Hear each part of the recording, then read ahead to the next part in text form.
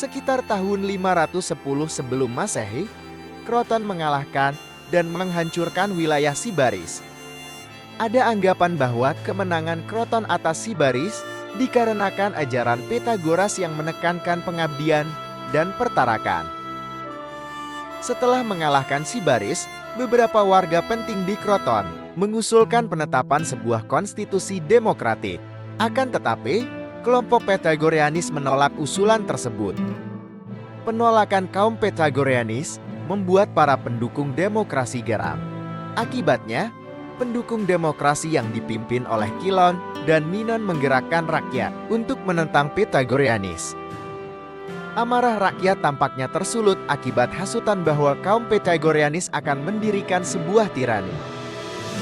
Para pendukung Kilon dan Minon menyerang anggota-anggota Pythagoreanis yang sedang menggelar pertemuan. Menurut beberapa sumber, pertemuan Pythagoreanis berada di rumah Milo.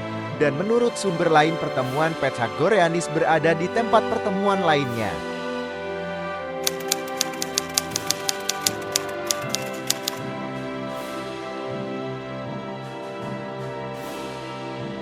Catatan sejarah mengenai peristiwa ini seringkali bertentangan dan mungkin tercampur dengan pemberontakan-pemberontakan anti-Pythagoreanis yang meletus pada kemudian hari. Gedung pertemuannya konon dibakar dan banyak anggota kelompok Pythagoreanis yang tewas. Beberapa sumber memiliki rincian yang saling bertentangan mengenai kehadiran Pythagoras dalam pertemuan yang berakhir naas tersebut.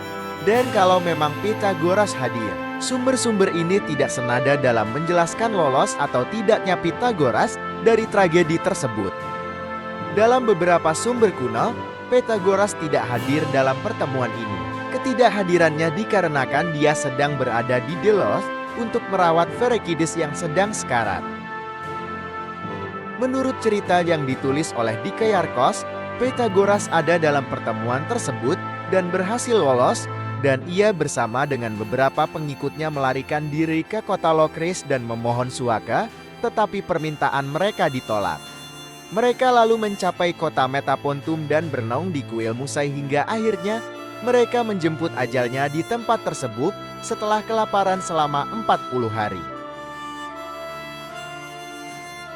Kisah lain dicatat oleh Porphyrios yang mengklaim bahwa saat musuh-musuh Pythagoras sedang membakar rumah tempat pertemuan kelompoknya, para murid Pythagoras yang setia berbaring di atas tanah untuk membentuk jembatan yang dapat dilalui oleh Pythagoras untuk melarikan diri dari lalapan api.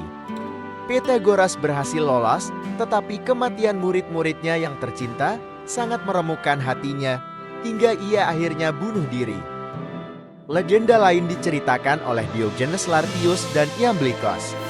Mereka menyatakan bahwa Pythagoras nyaris lolos, tetapi ia sampai di ladang kacang dan menolak lari melewati ladang tersebut karena hal ini bertentangan dengan ajarannya. Alhasil, Pythagoras berhenti dan akhirnya dibunuh.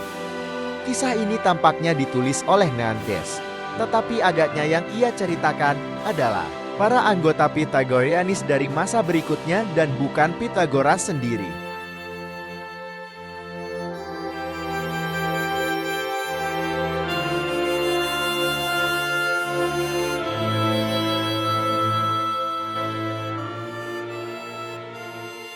Walaupun isi ajaran Pythagoras tidak diketahui secara pasti, namun garis besar dari gagasan-gagasan utamanya masih dapat direkonstruksi. Aristoteles banyak menulis soal ajaran Pythagorean, tetapi tidak menyebut Pythagoras secara langsung. Ajaran pertama dari Pythagoras yaitu metempsychosis. Metempsychosis merupakan keyakinan bahwa semua jiwa itu abadi dan setelah kematian jiwa pindah ke tubuh yang baru. Ajaran ini disebutkan oleh Xenophanes, Ion-Darivios, dan Herodotos.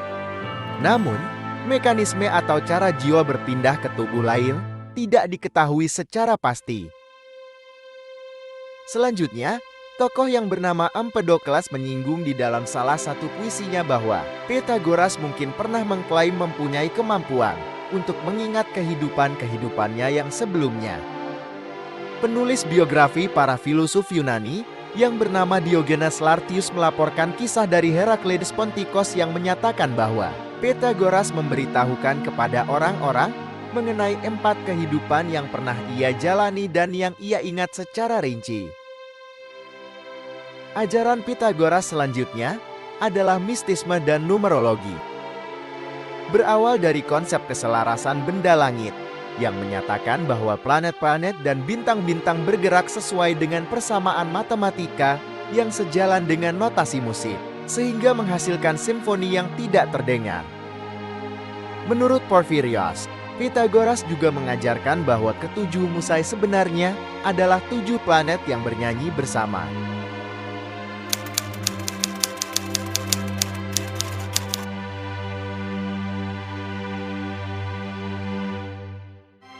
Menurut Aristoteles, kaum Pythagoreanis menggunakan matematika untuk tujuan mistis dan bukan untuk keperluan sehari-hari.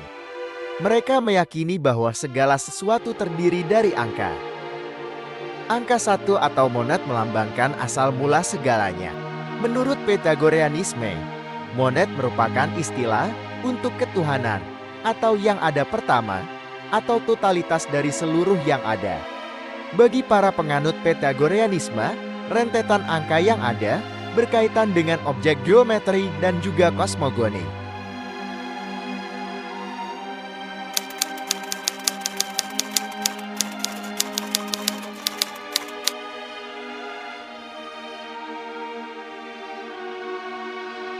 Angka 2 mewakili materi atau mewakili prinsip keberbedaan. Orang-orang Pythagoreanis biasa menyebut nomor 2 dengan diet.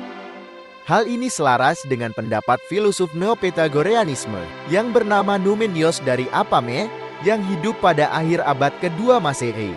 Numenios mengatakan bahwa Pythagoras memberikan nama monad untuk Tuhan dan nama diet untuk materi. Angka 3 adalah bilangan ideal karena memiliki awal, tengah, dan akhir. Angka 3 juga merupakan angka terkecil yang jika dijadikan titik dapat membentuk sebuah segitiga, yang dihormati oleh penganut Pythagoreanisme sebagai simbol Dewa Apollo. Angka 4 adalah lambang 4 musim dan 4 unsur, sedangkan angka 5 adalah lambang pernikahan, karena merupakan hasil penjumlahan 2 dan 3. Angka 7 juga dianggap suci karena merupakan jumlah planet yang telah ditemukan pada saat itu. Angka 7 juga menjadi jumlah dawai di alat musik lira, dan juga karena ulang tahun Apollo dirayakan pada hari ke-7 setiap bulannya. Mereka juga meyakini bahwa bilangan ganjil bersifat maskulin dan bilangan genap bersifat feminin. Angka 10 dianggap sebagai bilangan sempurna dan kaum Pythagoreanis menghormatinya dengan cara tidak berkumpul dengan jumlah hadirin yang melebihi 10. Pythagoras dianggap sebagai perancang tetraktis, yaitu segitiga yang terbuat dari 10 titik. 1 titik di atas, 2 di bawahnya, 3 lagi di bawahnya, dan di paling dasar ada 4. Kaum Pythagoreanis menganggap tetraktis sebagai simbol mistik yang terpenting. Iamblichos dalam kehidupan Pythagoras menyatakan bahwa tetraktis sangat mengagumkan dan sangat didoakan oleh mereka yang memahaminya, sampai-sampai murid-murid Pythagoras bersumpah dengan menyebut tetraktis. Para ahli modern memperdebatkan, apakah ajaran-ajaran mengenai numerologi ini dikembangkan oleh Pythagoras sendiri, atau oleh filsuf-filsuf Pythagoreanisme dari masa berikutnya seperti Philolaus dari Kroton,